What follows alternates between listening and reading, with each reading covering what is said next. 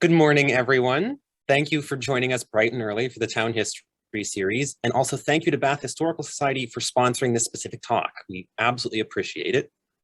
Most of you probably know me already, either from the history room or from the talk last week. Hi, Brenda. But for anyone who might not, my name is Jack. I'm a reference librarian here at the library, and I'll be hosting this year's Town History series. I don't know if Peter Goodwin or Robin Haynes are in the audience today, but if they are, I just want to extend our appreciation to them for starting the Town History series and for keeping it running for so many years.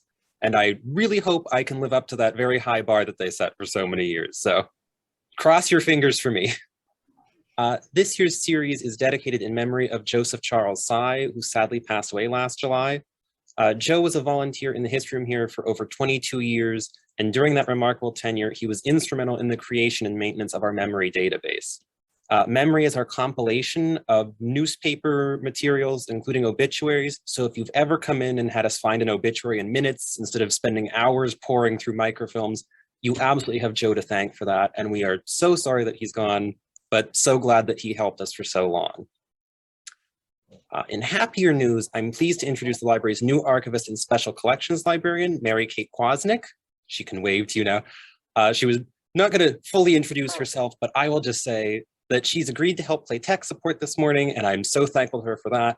She's also, I've been working with her over the past 2 weeks to get her settled in here, and I know she's going to do a fabulous job as our new history room person and new archivist, and I'm super looking forward to working with her. If you want to come say hi, stop in anytime this week or in the next few weeks and come get to know her, because she's wonderful. So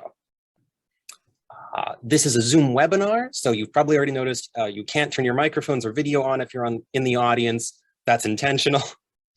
But if at any point you come up with a question for our speakers this morning, you can type it out in the Q&A field. It should be in that little bar along the bottom of your screen, and it's right between raise hand and more. You can just put a question there, and when we get to the end of the talk, we'll go read through all of them, or as many of them as we have time for, and then they'll be answered that way. If you have a tech question, like you can't hear something, put that in the chat, and then Mary Kate or I will be able to help you figure that out.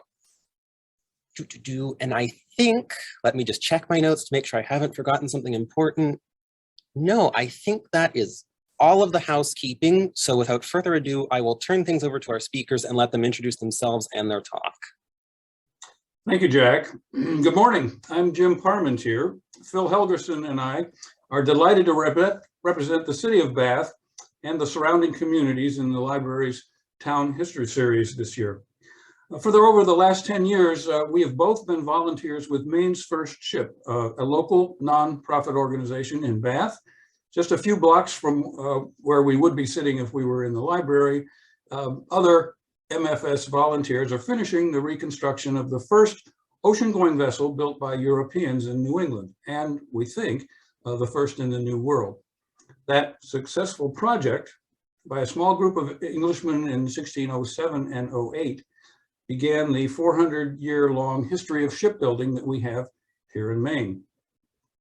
Near the end of my presentation today, I'll describe the reconstruction efforts at our work site. However, the primary interest of you, my audience, today is history. In particular, the history of the Popham Colony, where the original ship was built. I want to acknowledge at the outset that while we can offer a reasonably full picture of the goals and expectations and decisions of this early English colonial effort, we still have an incomplete understanding of the Wabanaki experience of that encounter. We acknowledge that we will be sharing an account that centers on European culture and interests. Although the historical record is meager, often second-handed, replete with bias, over-optimism, and self-interest, the basic outlines of it have been confirmed by 20th century archaeological studies. And then there is the ship, built completely with hand tools, outdoors, during the cold months of a Maine winter. About all we know of it from the historical record is its stated design, a sketch of its rigging, and the fact that it made 2 successful transatlantic crossings. And from that, we can conclude she was a pretty well-built vessel. I realize that some of you may know a great deal more about this topic. I'm from away, and during my first 60 years, I never heard of the Popham Colony. Once I'm done talking today, please join in the discussion section and share your thoughts with us, particularly if you know some local lore about this little-known episode in Maine's history. So let's begin. I'm going to turn off my video. You don't need to watch me. I got to get to the controls here. And then I'll share my screen, and the other participants will turn off their videos as well. And so now we do the start. So I'm hoping that you can see the slide, and if someone can't, send an email into Jack, okay? So the short version of the Virginia story is that 414 years ago, 100 men and boys left Plymouth, England, and landed at the mouth of the Kennebec River. They built defenses, some dwellings, some work sites, and a storeroom for supplies. They sought out and traded with the native people, and then they built a small maneuverable ship with which to explore the nearby rivers and coastlines. The colony folded after 14 months, and instead of using their ship for shallow water exploration, as they had intended, they rigged it for an ocean crossing, and in company with a much larger resupply ship, they sailed it back to England. Spain and Portugal were the maritime superpowers of the 15th and 16th century.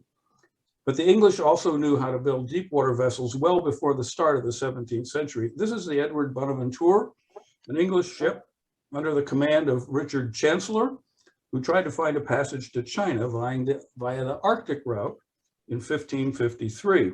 In other words, going back over Russia. About the same time, there were expeditions by John Locke and Thomas Windham that, like the Portuguese, followed the coast of Africa as far south as modern-day Guinea. That trip laid the groundwork for Sir John Hawkins to begin the first British slaving voyages in 1572. In the North Atlantic, 50 years before the Chancellor voyage, England's Henry VII commissioned John Cabot, an Italian, to sail west and look for the direct route to Asia. Now, if you do sail west from England, you reach Labrador, Newfoundland, and the St. Lawrence River, which penetrates deeply into the continent. Cabot's expeditionary discoveries were the basis for the English claim on North America. Jacques Cartier made several explorations to North America for France. This slide shows, the path of his third expedition in 1541. He was also looking for the Northwest Passage. In the 1540s, French and Basque traders made many trips to the area, and by the start of the 17th century, there were hundreds of European fishing vessels coming each year to the Grand Banks. These men established summertime settlements to trade for furs and fish. Fish was in big demand in Catholic France and Spain and Portugal, where roughly a third of the year was designated as fasting, which meant meatless. No doubt a few of these men overwintered in North America, but if only by accident. But there wasn't a permanent settlement there until the founding of Quebec City in 1608. There had been over 25 English voyages of discovery to the coast of North America before 1606. Among the best known were Walter Raleigh's 2 attempts to establish settlements in Roanoke, present-day Hatteras Island in North Carolina in 1584, and later in the Chesapeake area. But wars with Spain interfered with Raleigh's resupply efforts, and the first colony was not revisited until 1590, until at which point the 117 persons that were left there were never found, and that's now known as the Lost Colony. To understand the basis and the timing for the Popham Colony, we need to know a bit about European political history during the years before it was attempted. On your left is a portrait of Queen Elizabeth, who reigned over England for 45 years. She passed away in 1603 and died childless and unmarried, which by definition at the time meant virginal. Our US state of Virginia, as well as the 2 ships I'll be describing this afternoon, or morning, almost afternoon, were named after her. On the right is James I. Now he's the King of England. During her reign, Elizabeth focused much of her attention on solidifying Protestant rule over Britain and Ireland, but she also had to contend with a steady decline in relations with Spain. This is King Philip II of Spain. There had been 40 years that had happened or had begun 40 years before, back in 1558, at the time of her ascension as a Protestant to the English throne. Philip had not opposed her appointment, and apparently he felt she owed him something for that gesture. She, Elizabeth, did not agree. Active hostilities between the two countries, with the Dutch as an English surrogate, broke out in 1586.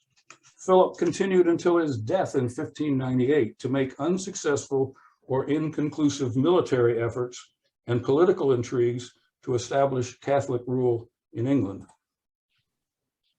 The best known of these Spanish efforts is the invasion attempt by 112 warships that appeared in the English Channel in July of 1588. The English, commanded by Sir Charles Howe aboard this ship, the Ark Royale, that's the name that the British Navy gives to any ship that carries the monarch. This ship, aided by this so-called Protestant wind that you can see depicted in the upper left-hand corner of the slide there, decimated the Spanish Armada. By the time the Spanish fleet had been blown down the English Channel and then clawed its way up and around the northern coast of England and back to Parma, the score was 64-2. That's as measured in sunken ships. Although undeclared hostilities with Spain continued for the next 15 years, after that battle, England was able to take its place as a world-class power. And that fighting also stimulated a confidence and spirit of adventure among British mariners. Support for those late 16th century naval encounters was managed differently by England and Spain. Philip was able to spend and eventually exhaust monies in his treasury that had been collected from Spain's overseas colonies for more than a century. The Spanish had developed a convoy system of sea routes that linked Spain with its territories in the Americas. The West Indies fleet was the world's first permanent transatlantic trade route, and combined with the Silver Fleet, it traveled along Peru's Pacific coast. It's not marked there, but a little bit from Lima up to the Central America. Combined with that fleet, it was one of the most successful naval operations in history. These convoys were made up of general purpose cargo ships that carried agricultural goods and lumber and sugar and tobacco and silk and other exotic goods. Interesting. Yeah. But they also included galleons, large ships that could accommodate 150 people, sometimes more, fitted with heavy guns, and they usually carried the gold and silver from mines in Peru and Mexico, and they protected the other ships. Elizabeth, on the other hand, didn't have ready access to financing for war with Spain because she had to coordinate legislation with Parliament, and Parliament was always reluctant to increase taxes. So instead, she issued letters of marque to self-financed seagoing entrepreneurs whose owners and captains, who were sometimes the same individuals, were allowed to keep most of the captured Spanish goods wherever they found them. Elizabeth's sea dogs, as they were called by the Spanish, were privateers. Their ships attacked and plundered both Spanish colonial settlements and treasure ships. Huge fortunes were made this way by some names that are quite familiar to us, as shown here. In 1604, James ended these expensive skirmishes by signing the Treaty of London. The treaty had several provisions, but its two most important ones were, one, Spain would recognize the Protestant monarchy of England, and two, England would end its disruption of Spanish transatlantic shipping. James kept his word and revoked all letters of marque, which had the immediate effect of turning all privateers into pirates. That, in turn, made many seafaring Englishmen available for other projects, such as the establishment of overseas colonies. In addition to creating an experienced, unemployed English maritime workforce, the Treaty of London made the Atlantic safe for adventuring again. English commercial interests soon returned to seeking valuable commodities along the coastline of the New World. By 1606, the headlands of North America had been mapped in more or less detail and accuracy, although the interior of the continent had not been. This is a map attributed to a young Samuel Champlain, who took part in a French expedition in 1604. Champlain certainly recognized Newfoundland and Nova Scotia. He knew the Bay of Fundy, although he didn't get Cape Cod quite right. He described Long Island Sound and did a nice job with Chesapeake Bay. My point is that the coastline was not unknown territory. The Popham Colony ship captains never saw this particular map, but there were others equally reliable or unreliable available in England. What attracted these commercial interests? Well, I've already mentioned the demand for codfish. Furs are always in fashion, and mineral wealth was to be expected. Just look at what the Spanish had been bringing back for the past 60 years. But lumber was important too. The tree is Pinus strobus, the eastern white pine. It grew straight and flexible in old growth forests all along the northeast coastline, rising 100 feet into the air, very suitable for making masts. Well before 1700, England had depleted much of its own forest land, at least for the large trees. Lumber suppliers had to make the difficult trip up north and around between Denmark and Sweden to cut trees on the shores of the Baltic Sea. The New World territories could supply all the oak and pine that England needed for its shipbuilding industry. Wealthy merchants were interested in making such investments. These overseas commercial interests meshed well with the geopolitical goals that King James could now pursue in the New World. He wanted to enforce England's sovereignty in its territorial claims there and block encroachment by both the Spanish and the French. But like Elizabeth before him, he didn't want to argue with Parliament about using public money. So, like Elizabeth before him, he turned quickly to the entrepreneurs. In the spring of 1606, James granted a land use charter to the Virginia Company to establish permanent settlements in the northern and southern portions of North America. In turn, the Virginia Company created two investment structures, one based in London, the other in Plymouth. Investors could support either one or both of these ventures. The London-based company would go to land we now call Virginia and North Carolina. The Plymouth-based company would locate in New England. The overlapping middle ground would go to whichever settlement was strong enough to claim it. The companies were instructed to settle at least 100 miles apart and near the mouth of a major river that could give access to the interior, but at a site that would not be seen by passing French and Spanish ships. The principal backer of the Plymouth Colony was Sir John Popham, at the time the Lord Chief Justice of England. Besides Sir John, the other primary backer of the Plymouth Company was Sir John Gilbert. The Plymouth Colony sent two ships. The Plymouth Company sent two ships to the North Colony in 1607. One was owned by the Popham family, the other owned by the Gilberts. These two families, along with other investors and business leaders, were colleagues and friends who had benefited from decades of maritime and political interactions. Now, before I discuss the 1607 North Colony expedition specifically, I want to tell you about a 1605 expedition to the coast that was led by George Weymouth. His purpose was to look for a suitable settlement site for the Arundel family, which wanted to form a Catholic settlement in the New World. This image was taken from an 1877 book by Thomas Higginson. It shows the Weymouth in a shallop, a small boat. His ocean-going ship, of course, would have been much larger. The Arundel family was later granted a charter in Maryland. I include this story now for several reasons. First, Weymouth determined that a site at the mouth of the Sagadahoc River would be a good location for a settlement, and he brought that news back to England. Sagadahoc was an Englishman's attempt to pronounce the name the Wabanaki people had given to what we now call the Kennebec. Next, I mention this trip because during it, Weymouth set an unfortunate tone for European interactions with all native people that has reverberated down through the centuries. He abducted 5 Wabanaki men well near Pemaquid and brought them back to England with him. One of these men was Samoset.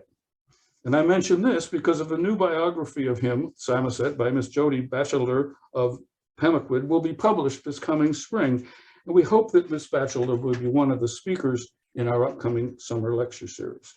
The story of Samoset is just one of many similar first contact stories that need to be fully researched and included in our country's history of the time. I won't steal any more of Miss Batchelder's thunder today and let her tell us the story of Samoset at both the Popham and the Plymouth colonies. So back to 1606, 3 ships of the South Colony, the Godspeed, Susan Constant, and Discovery, left London in December, reached the New World in late April of 1607. They chose a defensible site on the James River and landed on May 14th. They named their settlement Jamestown. Smart to do after the king, right? It struggled, but it survived to become the first permanent English settlement in North America. This slide of the modern reconstructions of those 3 ships is taken from the website of present-day Jamestown. On May 31st of the same year, 2 ships of the North Colony, the Mary and John and the Gift of God, each carrying 50 men, left Plymouth for the New World. On the left is a model, and on the right, lower right, a drawing of the Mary and John. She was a 400-ton ship and known to have sailed between England and the American colonies 4 times between 1607 and 1633. That's a long lifespan for a wooden boat. So it was probably pretty new at the time of the Popham Colony voyage. And again, remember, this is a demonstration of a 400-ton ship. We'll later on be talking about a much smaller one, and I want to give you the perspective on the sizes of these different boats. This slide shows the entrance to the Kennebec River as it appears today. The channel runs east of Pond Island, past the remnants of an unfinished Civil War era construction, suitably named Fort Popham.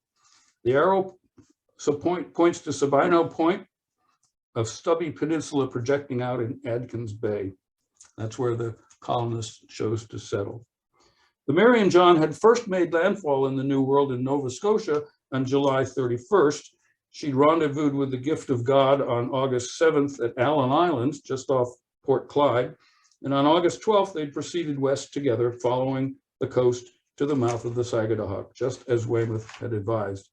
And by August 16th, that's just 2 months after Jamestown, the ships were anchored in Adkins Bay. Once everyone had landed, the king's letter of appointment was opened and read out. The colonists learned that Sir John Popham's nephew, George Popham, had been appointed president of the colony.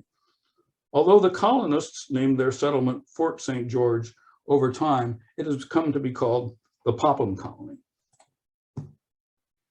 There are several historical records of letters and accounts available to us that discuss the Popham Colony. This slide shows a few of them. The most instructive of these is the journal of Robert Davis, who was a pilot or the navigator of the Mary and John. Just to confuse things, the Mary and John had another Davis on board, James Davis, as its master. But Robert Davis kept the journal during much of the journey, and that's the source of much of our information about the early weeks of the colony. A copy of that journal, or at least the parts of it applicable to the Popham Colony, has been translated into readable modern English and posted on the history section of our Maine's First Ship website. This is a speculative drawing by Sam Manning of what the Fort St. George site might have looked like in the fall of 1607. The settlers had cleared trees and built defenses, protective ditches and earthen barriers of baskets filled with dirt and stone, called gabions, were enough to keep out hungry animals and inquisitive neighbors. The men built simple living quarters, a forge, a chapel, and a storehouse to protect the large amount of supplies they had brought with them. The storehouse was a priority because the ships, the transport ships, once they were unloaded, would be returning to England. Now, it's not clear from the literature how 100 men were organized into various work groups, so I've made up this imaginary work roster for a day in September. Some 5 or 6 men might be needed on board the transport ships to maintain them and man the pumps and splice lines and make sure the anchors didn't drag. Others would be assigned to explore the local area for minerals.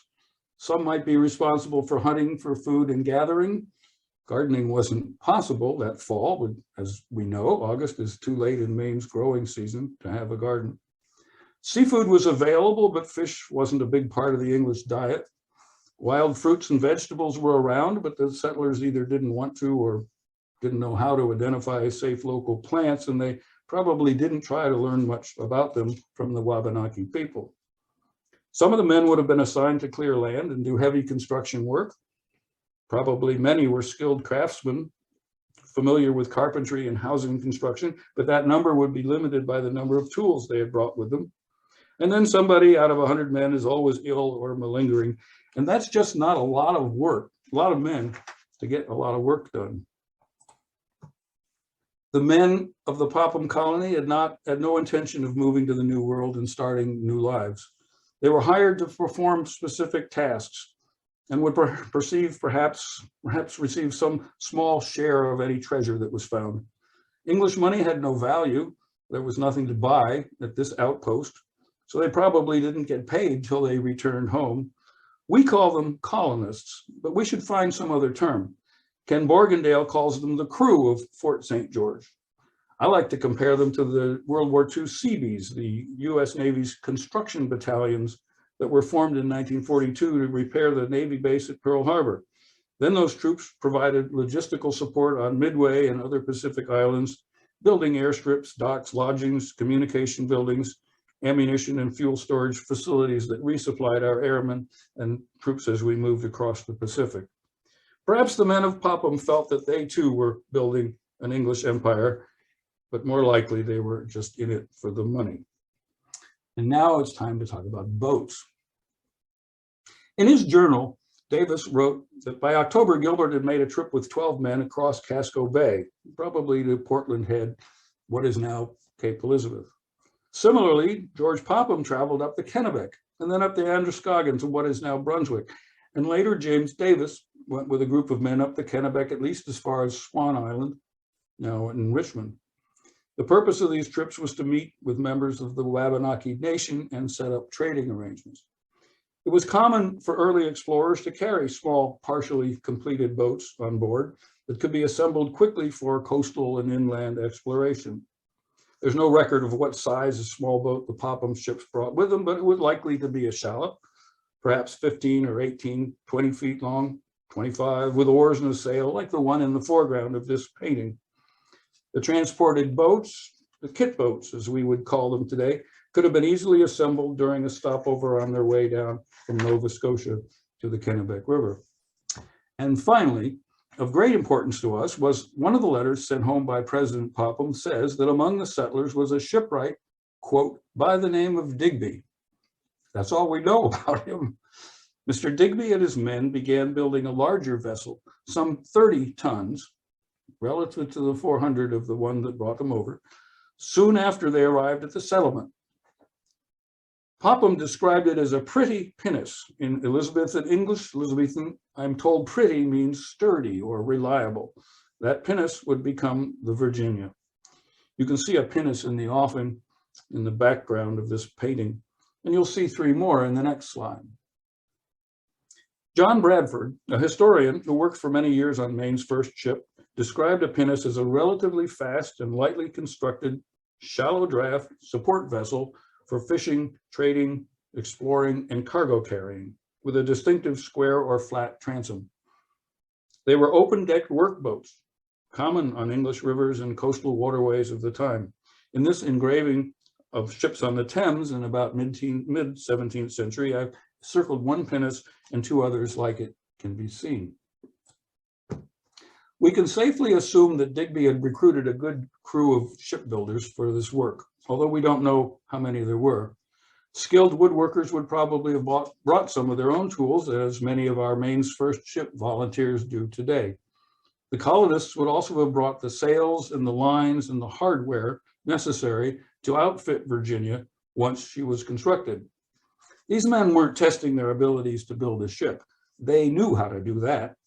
They were demonstrating to the world that here in the New World were resources that would allow England to maintain and in fact expand its shipbuilding industry. And as we Mainers know, they were right. In October of 1607, when the Mary and John returned to England, it carried a hopeful letter from President Popham stating that, well, the mining explorations hadn't found much of value and the trading with the Wabanaki people hadn't generated as many furs as expected, things still looked pretty good. From speaking with local inhabitants, Popham wrote that he'd learned that a great ocean was just 7 days' travel to the west, and he fully expected that that was the Pacific Ocean. On board the Mary and John when it left was Robert Davis, its pilot, and our journalist. So at that point, we lose our most accurate source of firsthand information. President Popham requested that the gift of God, which belonged to his family, delay its return to England to help protect the colony from possible French discovery and attack. As winter approached, that threat from the French seemed less probable, but the threat from the weather increased. The gift of God began encountering problems with ice flows in the river. The colonists found themselves running low on food. The leaders decided to conserve what they had by sending half the colonists back to England. Phil and I have speculated about how those decisions might have been made. Who would return? Who should remain? Certainly Mr. Digby and his crew of boat builders remained. Importantly now, this left the colony with fewer than 50 men. Time to redo that work roster. As a footnote to that trip, the gift of God left Popham with over 24 tree trunks with which to make spars for ships, presumably so they could report back some good news to the investors. However, during that trip, they exhausted what food the colony had sent with them, and facing starvation, they were forced to sell their cargo and one of their guns in the Azores so they could purchase enough supplies to get back to England. It took them until March of 1608 to get home. Their late arrival, the lack of any valuable cargo, the return of starving settlers, all these would have certainly dampened the investors' enthusiasm for further funding of the expedition. During the winter, the colonists' problems continued to mount. On February 5th, which is the 414th anniversary of which we celebrate, although that's probably not the best word, we note today, President Popham died, and Raleigh Gilbert took over the leadership. Now, Popham was 57 years old at the time and had been described as a gentle man. He was the only colonist to die during the adventure, in contrast to Jamestown, which lost half of its population in its first year. This new president, Mr. Gilbert, was 25 and was described in the literature as temperamental. And that was apparently evidenced soon after in some of his dealings with the Wabanaki people. Gilbert faced some problems that he didn't even know about at the time, and one big problem that he did, and that was the winter. Bath is located on latitude 43.9 degrees north. If you follow that 44th parallel east across the Atlantic, you reach Bordeaux, and then Nice, that lovely city on the shores of the Mediterranean, right where France touches Italy. Winters are not bad there. That's probably what the colonists expected. However, the early 17th century experienced weather so cold, both in Europe and North America, that it's been called the Little Ice Age, as you can see there on this graph. It was a difficult winter, but we have few details about it. Yet Digby and his crew kept working away, and spring eventually came. It wasn't until August that Mary and John returned to Popham with news of deaths and financial reversals back home. At some point, the decision was made to abandon the colony. It probably wasn't Gilbert's decision entirely to make. Sir John Popham had died, as had Gilbert's father. The remaining investors knew that the gift of God had returned empty-handed. The closeness of the Popham, Gilbert, Gorges, and Raleigh families all underscores the nature of this company's investment and provides another reason why continued funding would be questionable. Gilbert probably didn't argue the decision. He realized that he too would be empty-handed if he didn't return and claim his inheritance. By late summer, the shipbuilders had completed their ship. They named her the Virginia, and once the decision to leave had been made, they refitted her for an ocean voyage. In mid-October, in company with Mary and John, They sailed her back to England. We can assume that the founders of Fort St. George fully expected that a sustainable colony would grow up around their settlement, but it only lasted 14 months. Why did it fail? And at this point I've written, let's make that a topic for our discussion section. The Virginia appears twice more in the colonial record before being lost to history. Shortly after returning to England, the Plymouth Company sold her to the London Company for use in Jamestown. In June of 1609, she joined a convoy of 8 other supply ships headed back across the Atlantic. Being much smaller than the other ships, Virginia probably wasn't carrying much cargo. She was probably assigned to do the type of work for which she had been designed: exploration as a small, maneuverable coastal cruising workboat. She was last recorded in history as having been sent on a fishing expedition into the Chesapeake Bay. Ken Borgendale has pointed out that it isn't unusual for a workboat to be assigned some fishing duties. What was unusual was that a coastal vessel the size of Virginia was mentioned in history at all. Now, it's unlikely that the investors sent Digby to build just one vessel. In their proposals to the king, the backers clearly stated their belief that shipbuilding and its supporting trades were well suited for the New World and should be encouraged. This first ship was to serve as a demonstration project to confirm the availability of good lumber resources, explore the coastline for other valuable commodities. Building the ship was one of the major objectives of the settlement. Although the Popham Colony was abandoned after only 1 year, it was a building block in the English colonization of this continent and an instructive precursor to the Plymouth Colony that came 8 years later. We also recognize that this failed colony played a role in the devastating impact Europeans had on the lives of the people in the Wabanaki Nation. The significance of the Popham Colony should be understood in both these contexts. This is Jane Stevens. She is our inspiration. In 1983, Miss Stevens moved to her family's house, which is located on the eastern side of Sabino Point, about half of the houses within the footprint of the site of Fort St. George.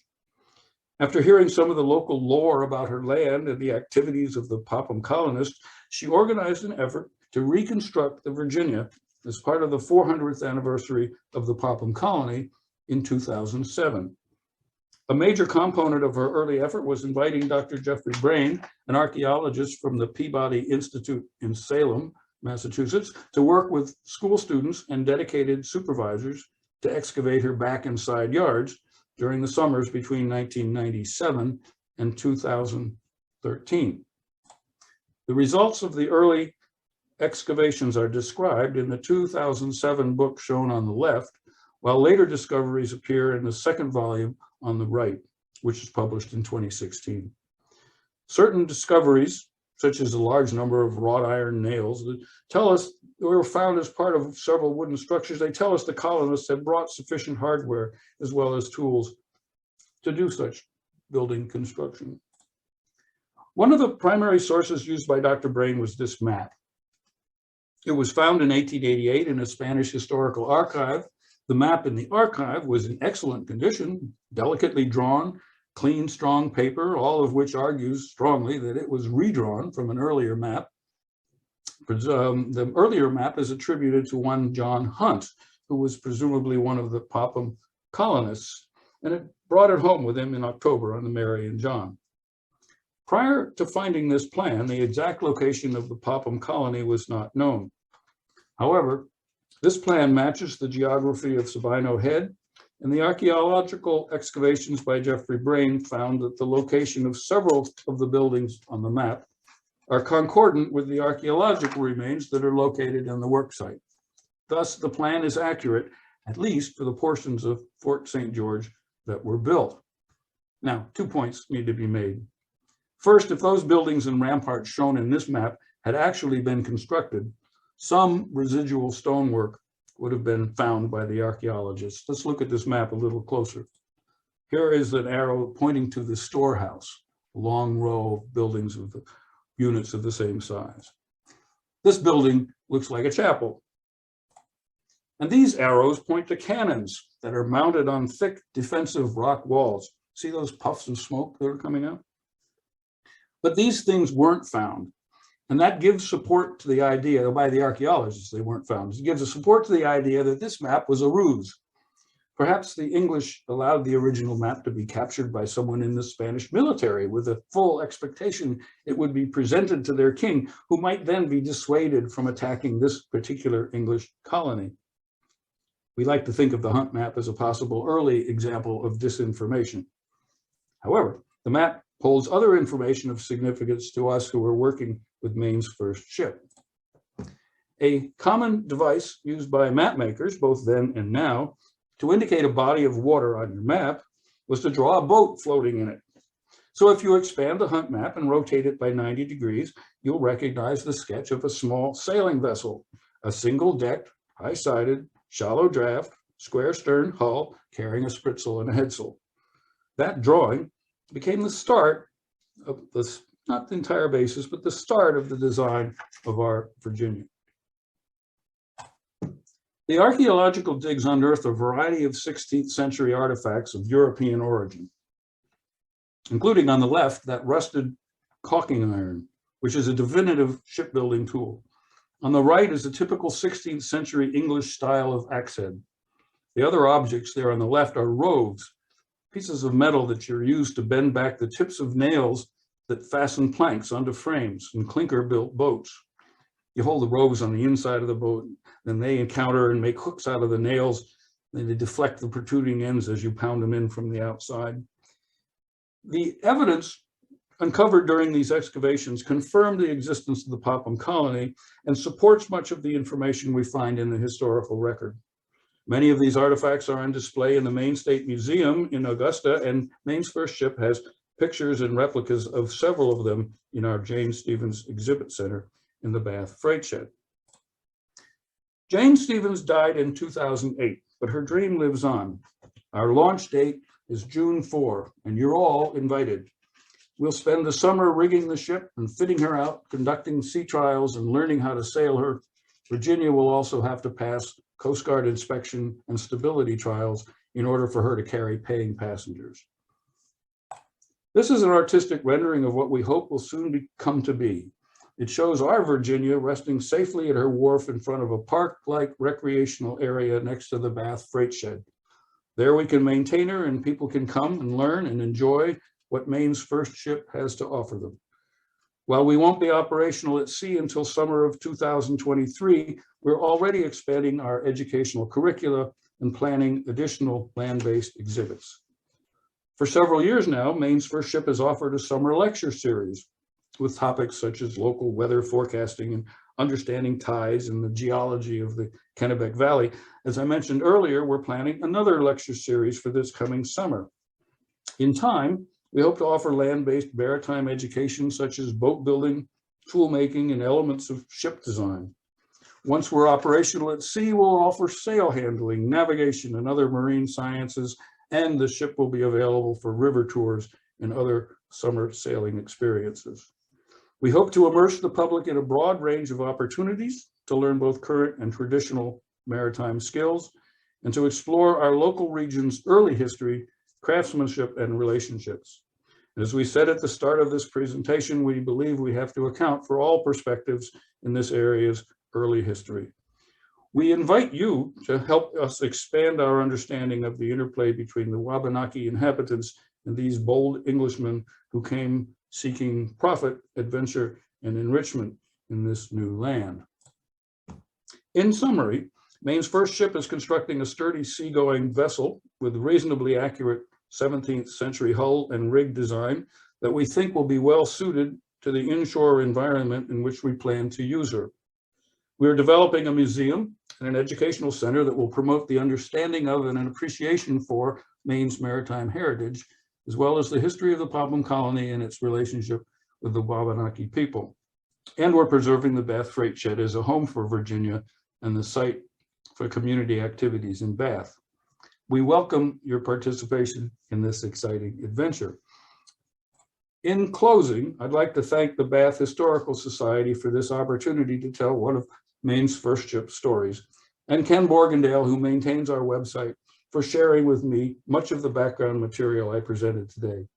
More about Virginia's history and information about our programs can be found on that website, and I invite you to start there if you'd like to learn more about our work. I've actually advanced this slide already. At this point, I'd like to ask Jack if we have time to do a quick strafing run through the ship construction process.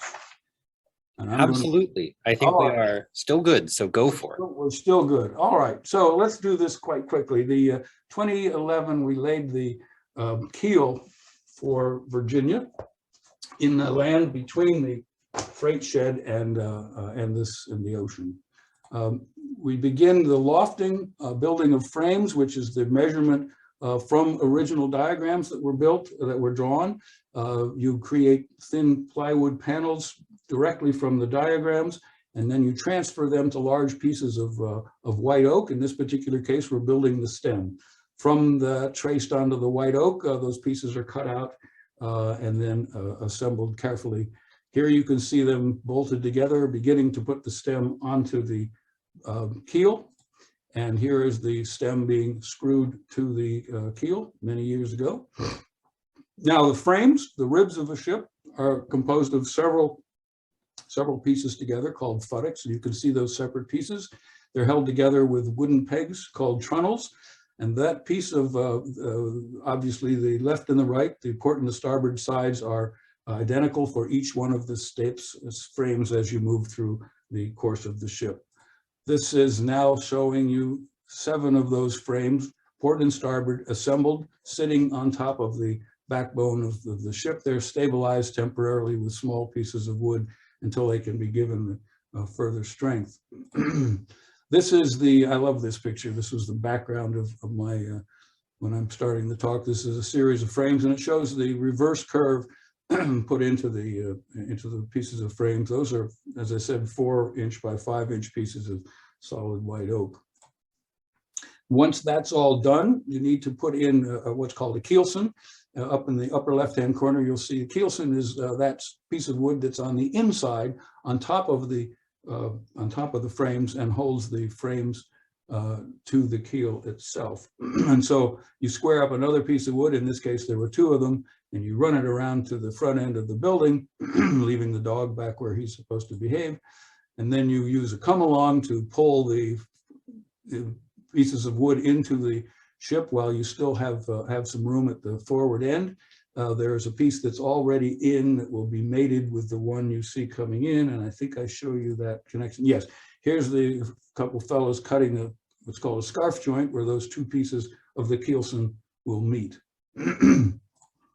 Once the Kielson's in place, holes are drilled in it, and rods are pounded into it and bolted together tightly to the keel down below. And when you're done, and someone brave climbs up to the tip of the stem and takes this picture, you see what looks like a wicker basket. The frames are in place. And now you need to give this basket some stability and strength. And the way you do that on the inside is by putting long 23-foot, 24, 25-foot long pieces of white oak, 2.5 inches thick, 2 1/4 to 2.5 inches thick. What this gentleman is doing is planing down the adjacent frames so that they are all lying next to each other. So each neighbor lies next to each other, and a piece of wood will sit flush onto each of those pieces. This is now what happens. Those pieces get, especially the ones near the bow, get steamed, so they become flexible and get forced into position. If you look at the one with all the clamps, it's sitting there waiting for us to come back and put attachments, the trunnels again, to hold it into place. And this is what it looks like when all of those lower bilge clamps are in place. Another row of them will be put in at the shear, at the upper edge of the sides of the ship. Then you go to the outside. Once the inside stabilized, you have to do the same sort of planing and fairing for the planks that come on the outside. That's what this fellow is doing. And here come the planks. The planks then are again steamed and brought in and raised up and held in place, well, first with clamps, allowed to cool so that the curve will stay into the wood. Once they're in place, you can attach them This is how you attach them. You get some young, strong fellow from the Navy to come over and use a 12-pound sledge to put the wooden trunnels through pre-drilled holes. If you're lucky, you'll get the captain of the, what is it, the Monsieur, Chris Clark, I think is his name, to also help you out here to do the same thing. Once they're in place, it's possible it's ready to be caulked. And the Coast Guard had several suggestions as we were building this, and one of them was that we should hire a professional caulker. I didn't even know there was a professional caulker, but this young man came. We were instructed not to bother him because we were paying him by the hour, and he did a fine job of caulking the hull for us, and cotton on the bottom and then oakum above. You can see he's got a caulking iron in his hand, which looks very much like the 400-year-old one that was picked up down at the work site.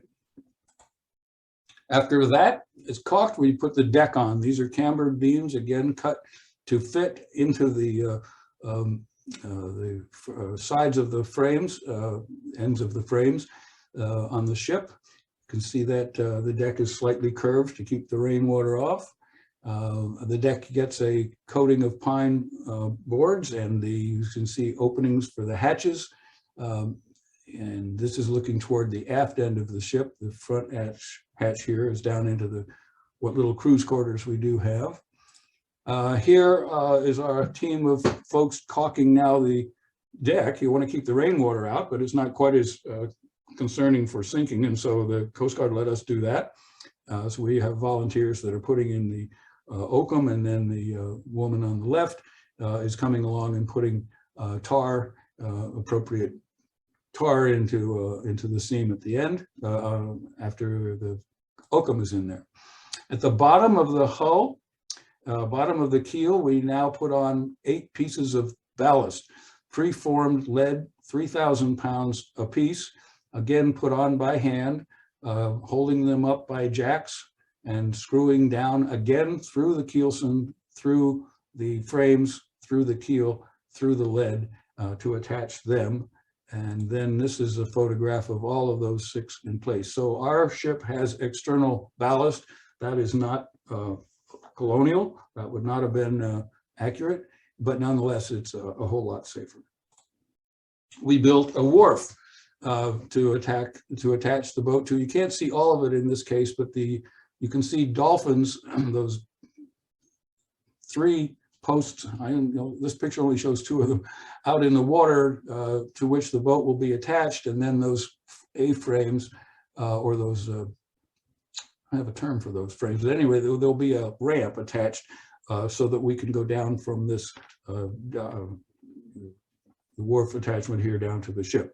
It'll look better in the spring when we put the floating docks out, and you'll be able to see that. We have a brand new Volvo Pinto 175 horsepower diesel engine. Again, not colonial, but the Coast Guard wanted it to be there. And so we're going to satisfy all the Coast Guard requirements.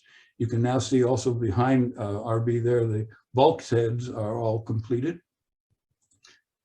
The external side of the hull, there's a view of those are black wood. There are channels. Those are the points of attachment for the shrouds that will hold the masts up. There's one on either side for the 2 masts that we will have on the ship.